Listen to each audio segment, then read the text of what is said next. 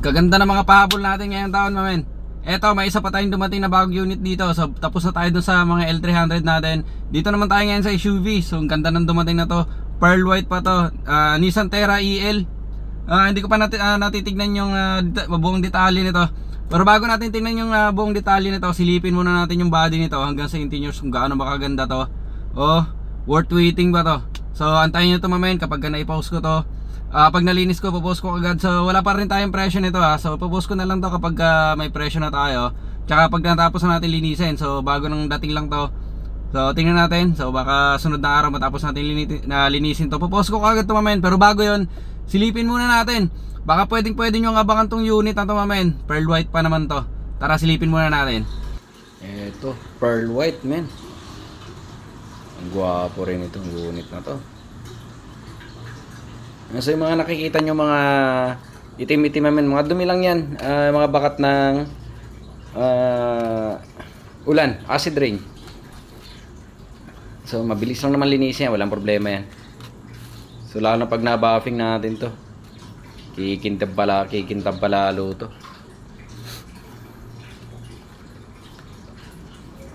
So hindi pa natin nababuffing yan, hindi pa natin nalilinis, pero napaka-elegante na tingnan.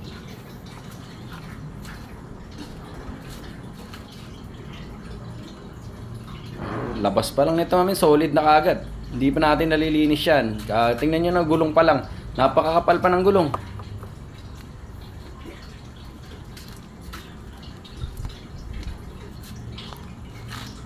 Gwapo. Gwapo nito. So ito naman tayo. Dito tayo sa interiors, sidings. So mga dumi lang talaga siya. So dahil bagong dating lang naman to, galing ng warehouse din. So matik yan. So maganda rin yung mating na pinalit nila, yung plastic na. So ang linis ng flooring.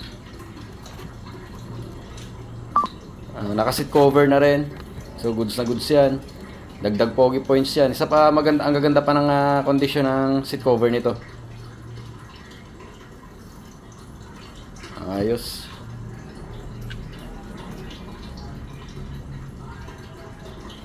Okay, so far so good tayo. So far so good. Oh, linis sa mga sidings.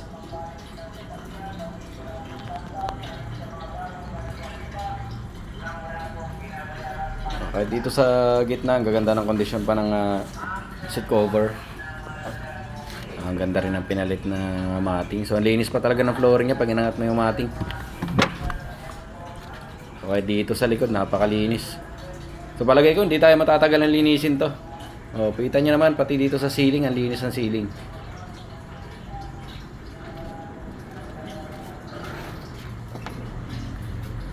Yan, so dito may mating din sa likod. Yan, linis pa. So pag magkakarga ka medyo madumi dyan, goods na goods yan. Sa kabila. So ayos pa talaga to. Hindi pa natin nalilinis to, mami, pero panalo na kaagad to. Kita mo naman dito sa mga sidings ito, wala ka pa makita mga gasgas sa mga sidings.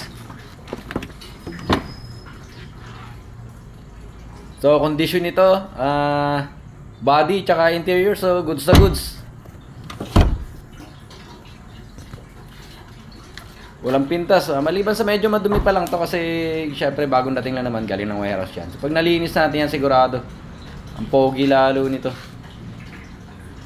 So lahat ng kondisyon ng mga seat cover sa lahat ng upuan, okay pa, walang kapunit-punit pa.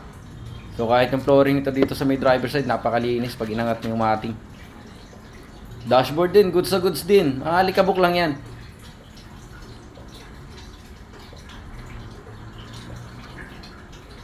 Okay, ayos yung mga pahabol natin. Check na natin yung engine bay.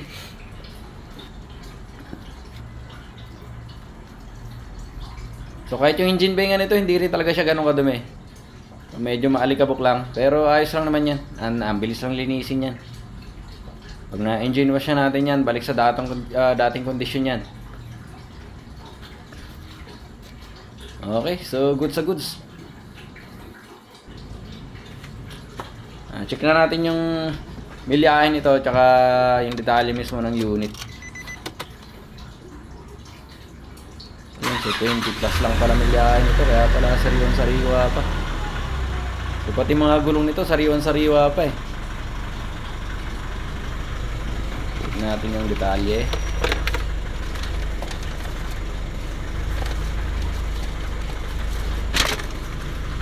Okay, so galing ng East West to, mamen.